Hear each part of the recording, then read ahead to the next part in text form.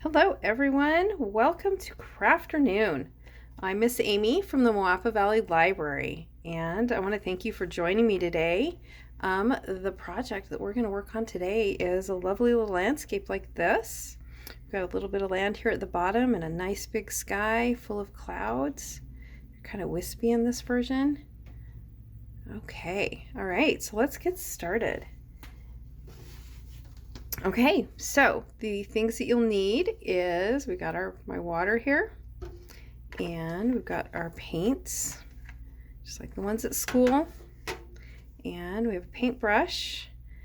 I like this kind because it's got a big bristles up here at the top, hold lots of water, but it also comes to a point when it's wet, so I can do detail work with it. So I only need one brush, and we'll need a paper towel.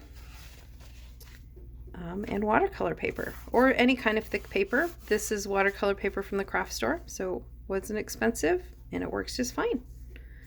Okay, let's get started. All right, first thing we're going to do is do what's called a graduated wash, and that's like in this here, where the sky's darker up at the top, gradually becomes lighter as you go down, just like it does in the sky outside in real life. You should check it out. Okay, so what we need to do is get our paper wet.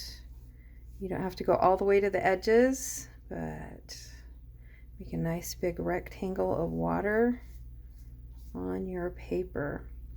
And it does not need to be so wet that you have puddles. You want it just to have a nice wet sheen on the paper.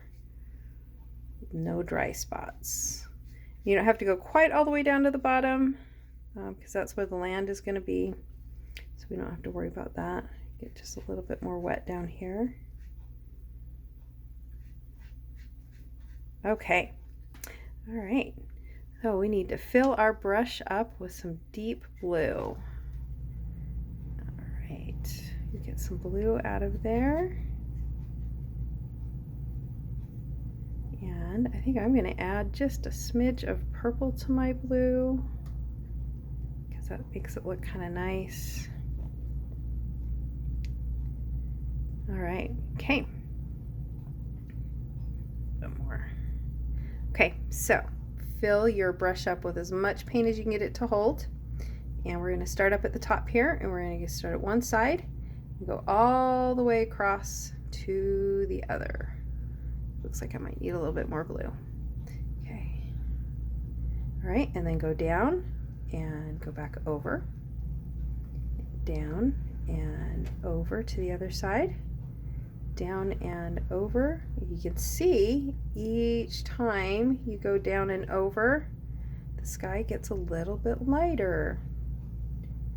Okay. All right, looks like my brush, I might not have enough blue, so what I'm going to do is put some more on my brush, but I'm not going to start down here because that won't be a dark stripe, and I don't want that. So I'm going to start back up here again and just kind of quickly go back and forth. And it will drag some more of that blue down with it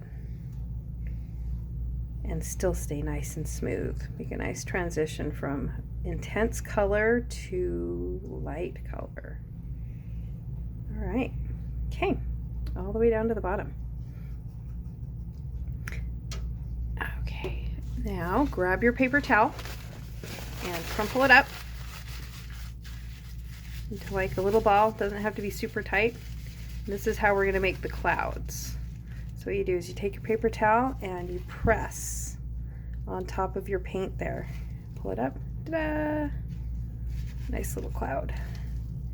Okay, and I like lots of clouds in my sky, so I am going to put some more in. Go ahead and do that as much as you would like. You might notice that some of the blue starts to bleed back into your cloud. And if that's the case, just go ahead and put your paper towel on there again. Okay, looks good. Okay, so this is the point where we get to do our mindfulness practice and watch our paint dry. We don't have time for that today. So I have one that I prepared earlier, just like on the cooking shows. Okay. Now once your sky is all dry, we can start putting in the land down here at the bottom. So for the land, I like to do kind of a yellowy brown. I've kind of got some brown here. I think I'm going to add some yellow to it.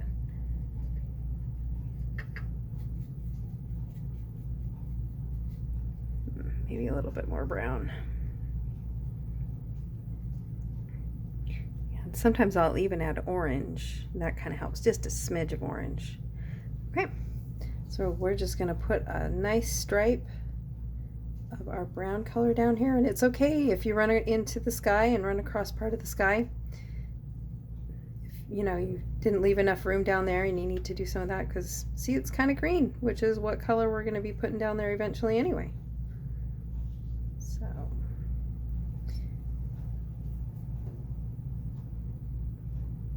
and it's okay if it's not perfectly straight either, because we're going to put some bumps and some tree type shapes in there anyway. Okay, while it is still wet, we are going to put some green on top. And we are going to leave some of this open though for our little pathway, our road that goes across. You can see here we've got a road that goes across our landscape. Now when you do this, you want it to be kind of diagonal shaped. You don't want it to be going straight up and down, because that'll make it look like everything's going to go down the drain and fall off your picture. So this is a nice, much more visually pleasing to have it be diagonal like that. All right, so green. I'm going to mix it with a little bit of that brown color. This make it not quite so bright. Okay, this is still just a little bit of wet. So we'll end up getting a nice soft edge up against the road there. You can dab the paint, you can brush the paint. It all depends on what kind of a look you're going for. So try different things out. Try it, do this several times and see what you like the best. Now we're going to do another line over there.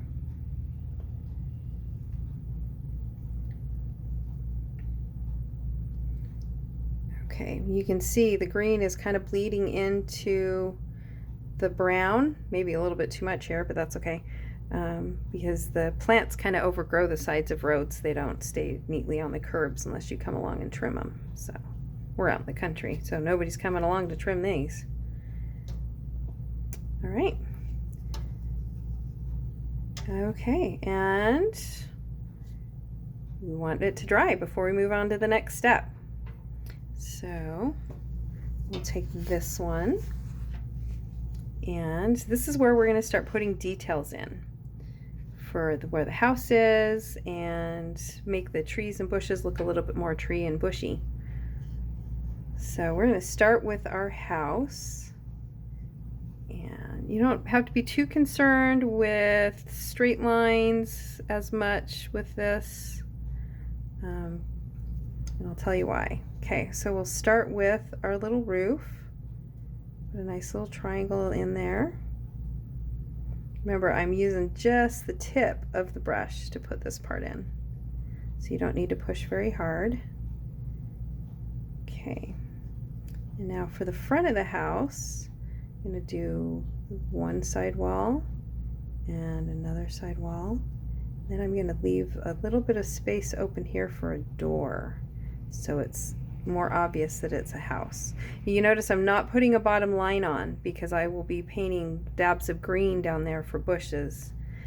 It will help make it look like the house is not floating above the landscape, but it's actually part of the landscape. And dab a little bit of paint in. Okay, now we're going to make it look a little bit more realistic. Do the side of the roof up here.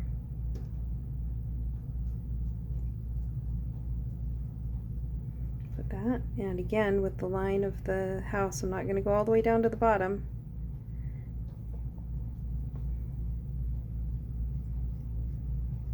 Okay, got my house in. I might come in later after that's dried off and put some more details on it, but that'll do for right now. Okay, I need to make some more green.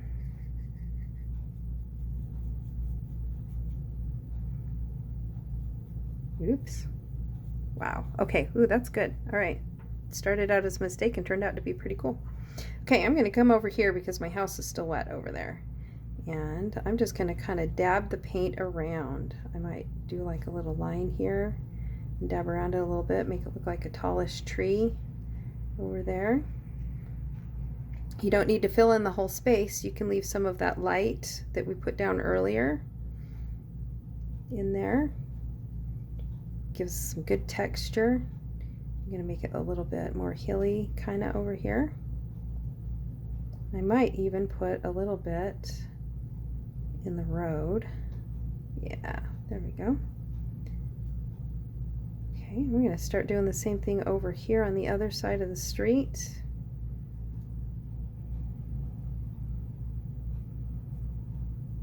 Okay, and I'm going to come right up against the house here. Make it look like it's just hanging out in this little brushy landscape for us. Okay, and I think I'm going to leave this space over. Later on I might pencil in my signature. Sign that one. Do some plant work behind the house there. Maybe do a couple more taller things. See, you can just do a line and just do some splodges of paint and it kind of looks like a tree. And because we're looking at this landscape from far away, we don't need a lot of detail because you can't see detail from far away. And yeah. Okay, I think I'm going to call that done. Might want to put like maybe a little windmill or something, maybe a fence line if you wanted to. Just play around, look at the landscape, look at the world around you and see what you can see out there, and use these techniques to reproduce it. But I'm really glad you've joined us, and I hope you have a great day.